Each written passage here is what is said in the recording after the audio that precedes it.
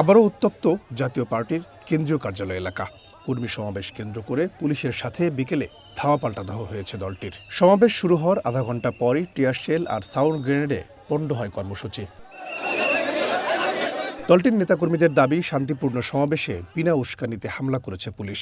এতে আহত হয়েছেন তাদের কয়েকজন কর্মী। তাদের অভিযোগ, পতিত আওয়ামী সরকারের মতোই পুলিশ দিয়ে হামলা করাচ্ছে অন্তর্বর্তী সরকার। অতর্কিতভাবে আমাদের উপরে, নিরীহ নেতাকর্মীদের উপরে লাঠিচার্জ করতেছিল।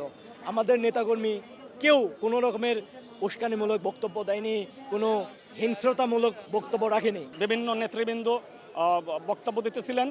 এক পর্যায়ে হঠাৎ করে পুলিশের জল কামান এবং সাউন্ড গ্রেনেড, তারপরে টিয়ার সেল, আমরা কিছু বুঝে ওঠার আগেই দেখলাম যে আমাদের উপরে হামলা হচ্ছে। আমরা আমাদের ঘরের আঙ্গিনায় কথা বলতেছি, আমরা তো মাঠে যাই নাই, ঘরের আঙ্গিনায় কথা বলতেছি। ঘরের আঙ্গিনায় যদি কথা বলা না যায়, ওই স্বৈর শাসক এই শেখ হাসিনা আর তাদের মধ্যে পার্থক্য কি? তবে পুলিশের দাবি, কোনো ধরনের অনুমতি না নিয়ে সড়ক দখল করে সমাবেশ করা হলে তাদের সরে যেতে বলে পুলিশ। এতে ক্ষিপ্ত হয় জাতীয় পার্টির কর্মীরা। পরে পরিস্থিতি নিয়ন্ত্রণে পদক্ষেপ নেন তারা।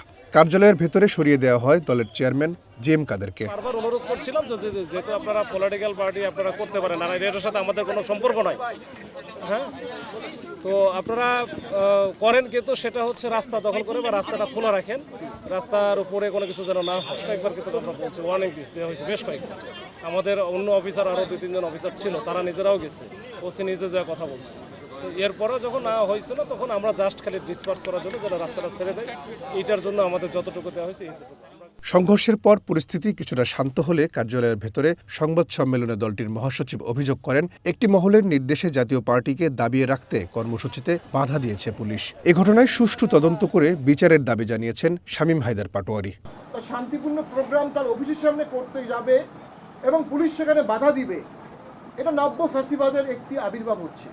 এবং আমার ধারণা উপরের মহলে তারা এটা করেছে, যে উপরের মহলে আগেও পুলিশ অন্যায় করত, সেই উপরের মহলের আদেশে এখনও পুলিশ অন্যায় করছে। আমি পুলিশকে কোনো দোষারোপ করব না, তারা চাকরি করে, উপর থেকে যে আদেশ আসে সেই আদেশ তারা পালন করে। আমি মনে করি এই ধরনের দায়িত্বজ্ঞানহীন আচরণ রাজনীতির জন্য অশনি সংকেত। সরকার আর কিছুদিন পরে ভোট করতে চাচ্ছে, 12ই ফেব্রুয়ারি ভোটের একটি দিন ঘোষণা করেছে। আমরা তো মনে করি যে দেশে আজকের দিনে যে ঘটনা ঘটলো, এর মানে সরকার বা কেউ ভোটে সদিচ্ছা আছে এমনকি আমার মনে হচ্ছে না।